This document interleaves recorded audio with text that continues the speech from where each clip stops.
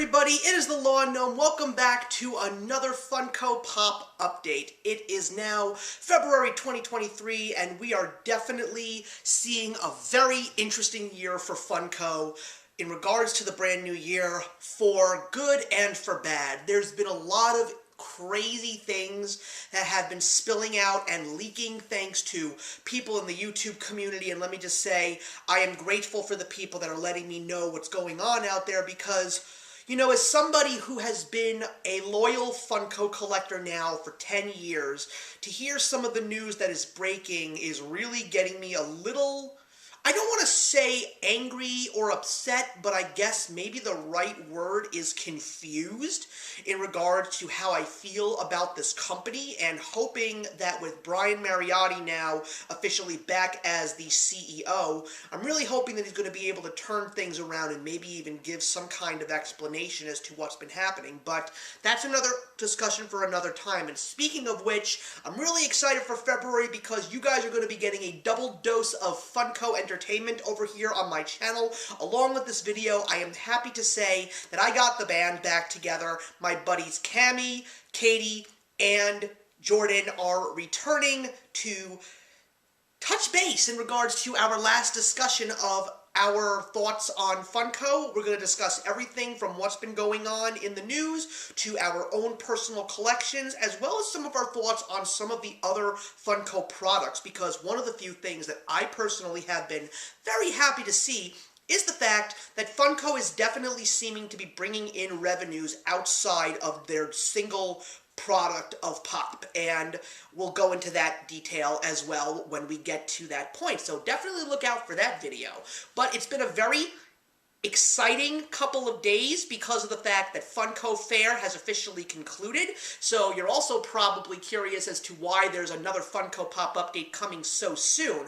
Well, there were reasons as to why the January one came out late, so as far as I'm concerned, the February one is right on time. So I'm really hoping that you're excited for the news as well as my collection, so let's see how that's been going. Yeah, we're actually going to be taking a break from all of the comic book stuff, but don't you worry, guys. There's plenty of comic book-related Funko Pops on the way.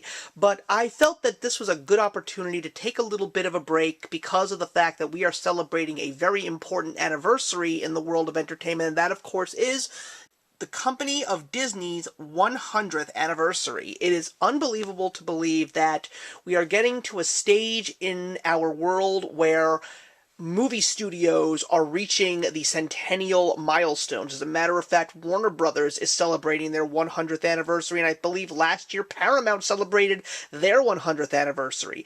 And it's also crazy to believe that there's even going to be certain movies that have been around for many years that are actually going to be 100 years old. We never reached that landmark in regards to entertainment, so it's pretty impressive. So I thought that this would be a great opportunity to just give you guys a little bit of a taste of what I've been collecting in regards to Disney. So, of course, I always said that I was going to add Walt Disney to my collection, but if Walt Disney was going to show up, he really had to be in a very specific format that appealed to me. And I know that the first time he ever became a Pop was when they featured him in the Pop Town with the Magic Kingdom, but I knew that I was never going to get my hands on it.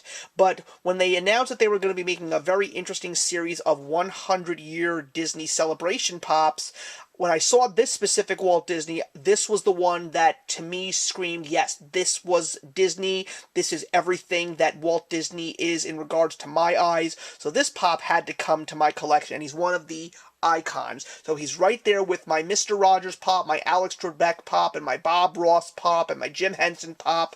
And this is a beautiful one. I mean, this is black and white, first of all. I love the fact that it's black and white, but my favorite thing about him is that he has a sketch of Steamboat Willie on a pad, and that is one of the most iconic things that Walt Disney ever did. I mean, he gave us Mickey Mouse, and I just love the fact that it's done this way because they wanted to really capture that moment in time, because things were being featured in black and white in regards to film and television, and it's a beautiful Pop. I love the way it's designed. It really looks like Walt Disney, and I've seen so many of those little Walt Disney intros to shorts and films and whatnot, and it's great. I think this is a beautiful Pop, but then we got a big surprise outside of the Centennial. we also found out that we were finally going to see one of the cult favorites in Disney canon finally become Funko Popped, and that, of course, is the very underappreciated Treasure Planet. This is a Brazil Comic-Con exclusive, and it is a pop ride. It is Jim Hawkins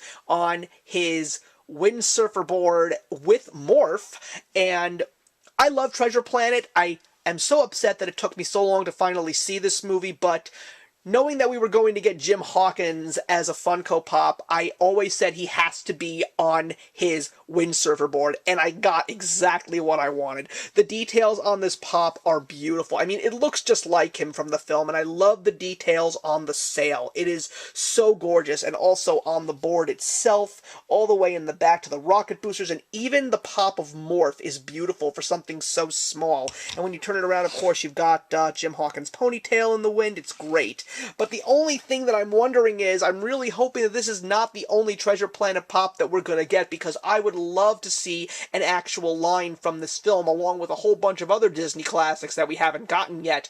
I would love to get a Silver Pop. I would love to get a Dr. Doppler Pop. I mean, there are so many great characters in that movie, but for now, this is the additions to my collection that are from the wonderful world of Disney, and with that, let's get into the Funko news. We will always start where we begin every single time, and that, of course, is the Funko shop with some very special exclusives. We got some brand new pops with purpose, specifically with the organization Color Compton, and we have two iconic people in those communities. We have Eazy-E and Venus Williams, as well as a fun and interesting remastering of Darkwing Duck. And this time around, you can get the common as well as a Negaduck chase. The one thing that I'm a little upset about in regards to the Darkwing Duck is the fact that when you take a look at the chase, it says Darkwing Duck. But that's not Darkwing Duck. That's Negaduck. So the fact that we didn't even get something on the box that says he is Negaduck is not really a good thing for the fans. I wouldn't be surprised if there's other people that talk about that. Some other Funko Shop exclusives that didn't get official glams, we have a Baby Rocket Raccoon, which is a flocked pop from Guardians of the Galaxy Volume 3, as well as a light-up Black Panther. And we still have the Marvel Collector Core box. I have to be a little bit surprised about the fact that this one is still a thing, and yet all the other boxes just went by the wayside. I guess Amazon seems to still be making money, but this one was for Spider-Man No Way Home, and you get your usuals. You get a really cool t-shirt, which I personally think is pretty cool, as well as two exclusive pops. One of them is your friendly neighborhood Spider-Man Unmasked, and a raw version of Electro. That's what I'm going to call it. And Entertainment Earth, of course, has Loungefly exclusives, this time an Ultimate Warrior backpack.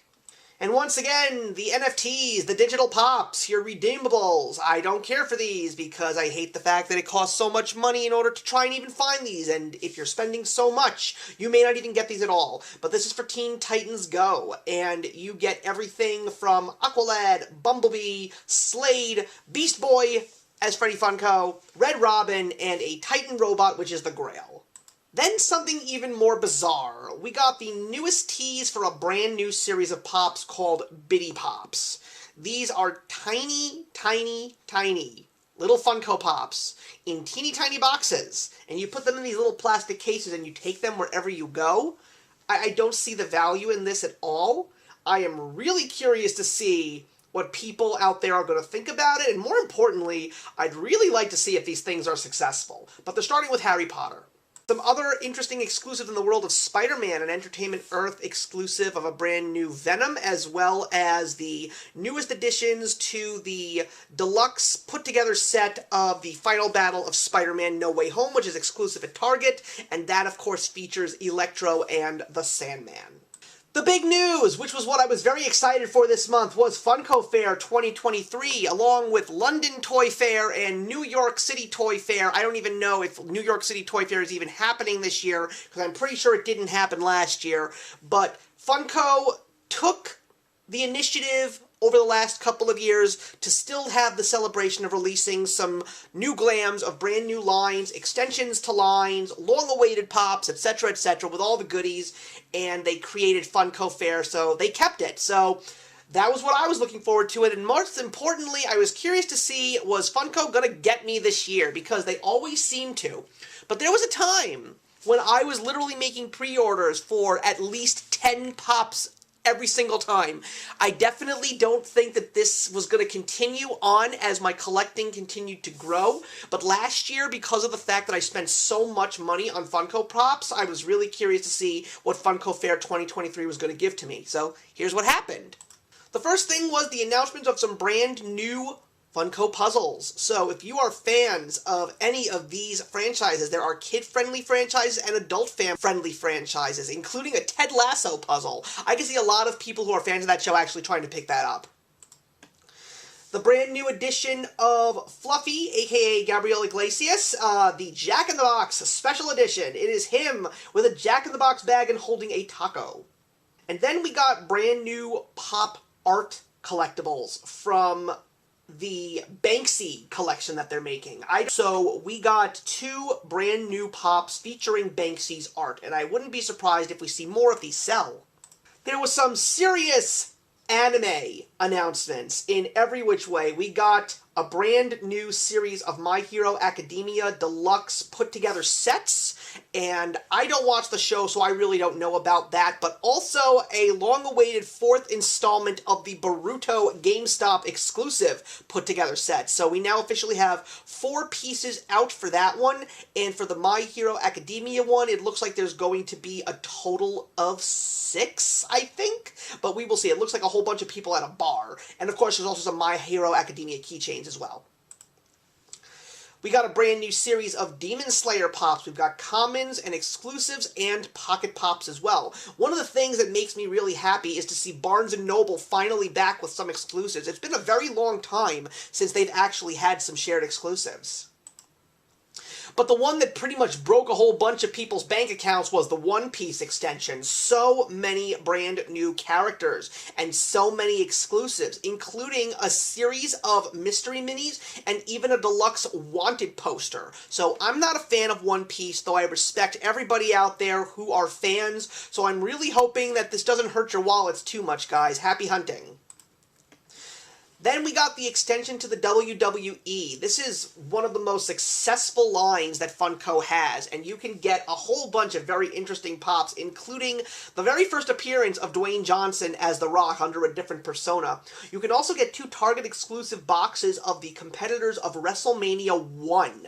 Now, I'm really surprised that they're doing it this way, because with WrestleMania 3, you got Hulk Hogan and Andre the Giant in a ring. But for WrestleMania 1, you have to buy Hulk Hogan and Mr. T separately. I don't like that. But what I do like is the Diamond edition of the $1 Million Man, Ted DiBiase. I love this guy. I was never a big wrestling fan, but I always loved the $1 Million Man. And he's a GameStop exclusive, and he also has a great chase, too. Five Nights at Freddy's, another successful line that just keeps on growing. But the most interesting thing about Five Nights at Freddy's is that they've really expanded way past Pops, because you can get everything from Pops to Pocket Pops to plushies to mystery minis to even action figures. So Five Nights at Freddy's seems to be the franchise that Funko is really capitalizing on in regards to various kinds of merchandise from their company. I'm wondering, I don't think they ever made sodas, so I'm really curious to see if they'll ever make some Five Nights at Freddy's sodas.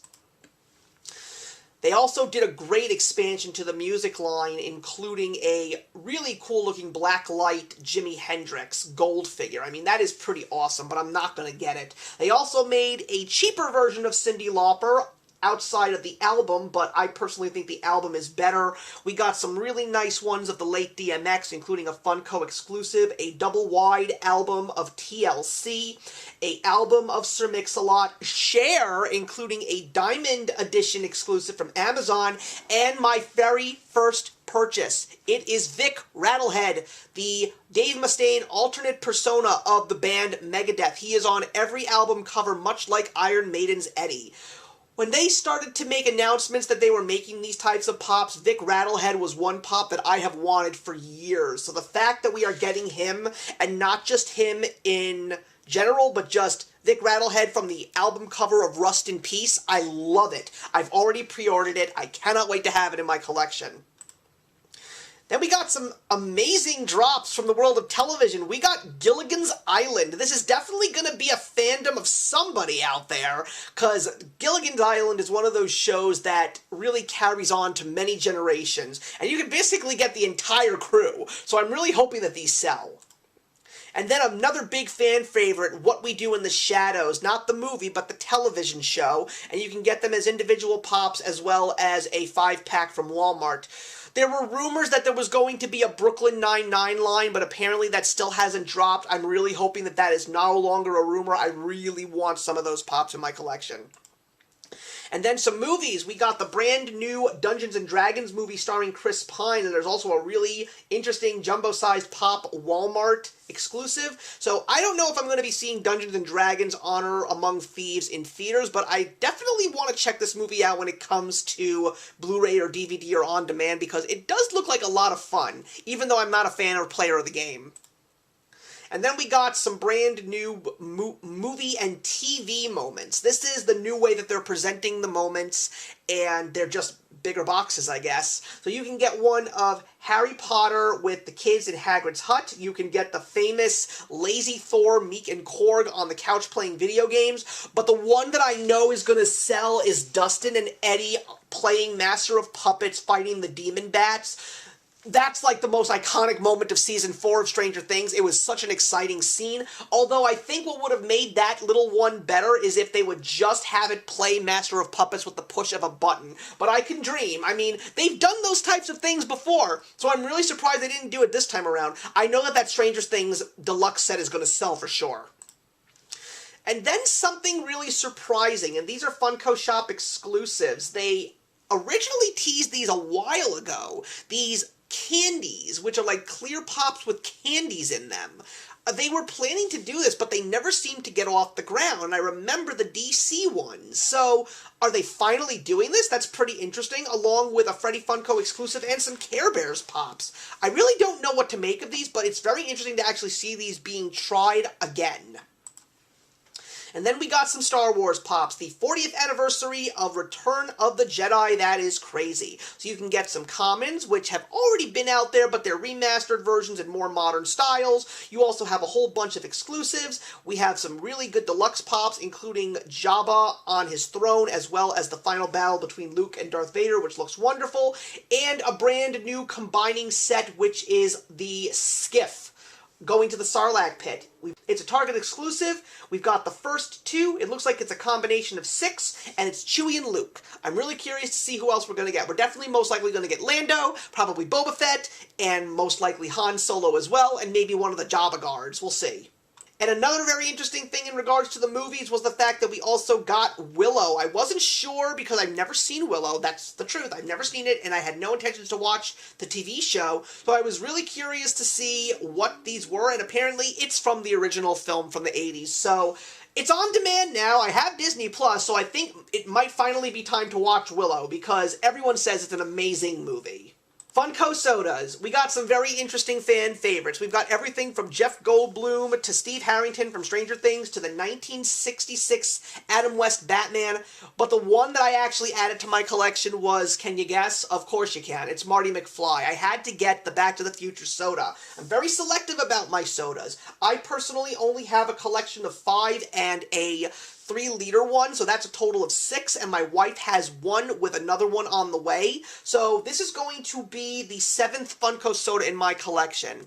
I know they're very pricey, but I love what I love, and if there's something that really grabs me, I'm going to get it. So I pre-ordered this one as well.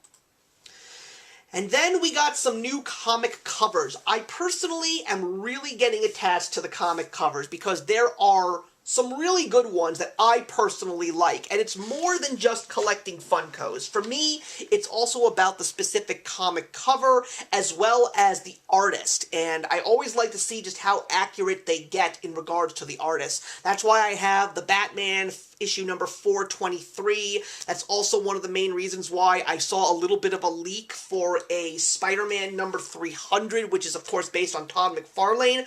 But we got a very cool Avengers cover with Hawkeye shooting Ant-Man on the arrow. We also got a Shazam, and we also got Wolverine from his very first issue of his mini-series that was Solo, which he would eventually get his own spin-off in 1988. But this is the 1982 Frank Miller artist work, issue number 1, and I had to get it. I also am glad to finally have some X-Men representation from the comic covers, but there's still so many other comic covers that I would personally be interested in, and this is really more for me as a comic book fan than I am a Funko fan. And the Wolverine looks great, so that's the third and final one that I actually added to my collection thanks to Funko Fair. And we got some more sodas, and this is a very interesting thing. It looks like Funko is also making common sodas outside of limited batches, and it seems to most likely be just for the MCU. I guess it's just because of the fact that the MCU is such a fan base, and so many people like their products, so you can get What If Pops, including Frost Giant Loki. I'm really surprised that that did not come as a 3-liter. And speaking of Marvel, we got a couple of interesting exclusives. An Entertainment Earth exclusive of Wanda from the Multiverse of Madness. Another one of those Anniversary Edition Funko Pops. We got one for Iron Man because remember, this is the 60th anniversary of the very first Avengers comic in 1963. So the second one in this series is Thor. And 3 more additions to the combining Civil War set of Team Iron Man versus Team Captain America, and you are going to be getting Pops numbers 3, 4, and 5. 2 members of Team Iron Man, which are Black Panther and Black Widow, and 1 member of Team Captain America, which is the Scarlet Witch. And then speaking of more Marvel, I think that's pretty much what we're looking at for the rest of this video, guys. A whole bunch of I Am Groots, including mystery minis, Pocket Pop keychains, commons and exclusives, and a 3-liter Groot. Don't know why that's happening, but he's a Funko Shop exclusive. And then we got the big drop, guys. Guardians of the Galaxy Volume 3 with a whole bunch of kinds of merchandise, including commons, exclusives, we've got Pocket Pops, we've got common sodas, also some of them are exclusives as well as Guardians of the Galaxy plushies. I really think the plushies are adorable, and the one thing that was really cool about this set is the fact that one of the Pops we're getting is Adam Warlock, played by Will Poulter, who I'm really excited to see in that film, and I don't really know what I think about his look in the movie because he definitely doesn't look like this in the comics, but I'm really curious to see how his character is going to be in this new film. And then finally, what capped off Funko Fair was the 100th anniversary of Disney. We got a whole bunch of very interesting looking Pops. We finally got a glam shot of the very first Disney animated canon classic movie poster, which is Snow White and the Seven Dwarfs. I know that they have already sneaked us Fantasia and Pinocchio, and apparently they're also doing Dumbo and Cinderella, so it looks like they're really trying to capture all the big canon classics, the popular ones. I personally thought that they were going to do all of the canon classics all the way to Strange World, but I don't think that that's going to happen. The only thing is, as great as they are, I am not going to be able to invest $60 on each and every one of them. That's just too much money, and I also don't have the space because these things are huge. But you also have some very cool additional Walt Disney Pops, which are exclusives outside of him driving the train. We also have Steamboat Willie on a boat. We have a Books A Million exclusive, a character from Lilo and Stitch. I think this is from the TV series or maybe one of the made-for-TV movies, but there hasn't been an exclusive from Books A Million in a while, and there's even some Books A Million and Barnes & Noble exclusives for some new Disney Princess Pops, as well as some deluxe Pops, including an adorable one of Ellie and Carl from Boxed Lunch. They seem to really get all of the up ones. We also have a very cool die-cast Mickey Mouse, as well as Moana on her boat, and probably the most adorable one that I saw, and it's not the ones from Mary Poppins, although I like those too. They're really, really great. But you can get a flocked 3-pack from Walmart of the 3 Aristocat kittens. That's Marie, Berlioz, and Toulouse. Now, I'm still waiting for certain movies to be turned into Pops. I mean, where is my Fox and the Hound double pack? I would love Todd and Copper Funko. I would throw my money at that in a heartbeat. Now that we officially got an exclusive Pop of Treasure Planet, where's the Treasure Planet line? And where is the Atlantis Lost Empire line? Come on, Funko. I know you want to do it, but let's see what happens. Finally, we got our very first tease of Emerald City Comic Con. Yes, they are back again, they are live, and they are on schedule. And the first limited edition, which is limited to 3,000 pieces, is the Crusaderette Blacklight Edition. I am always excited for Emerald City Comic Con just because I love the fact that they really want to try and capture the green.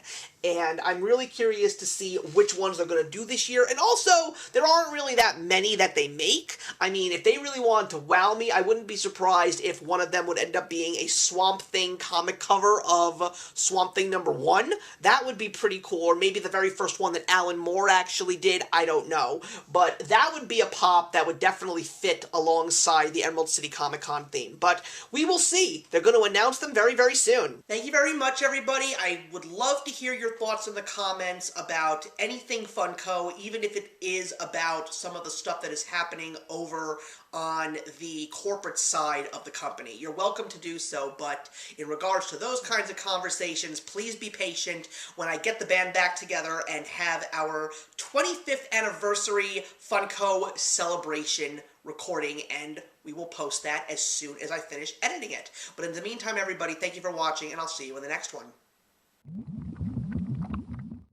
If you enjoyed the video you just watched, feel free to leave a comment. Also, feel free to subscribe if you want to be up to date with our latest videos. Thank you so much for joining us today, and we'll see you in the next one. Actions speak louder than words.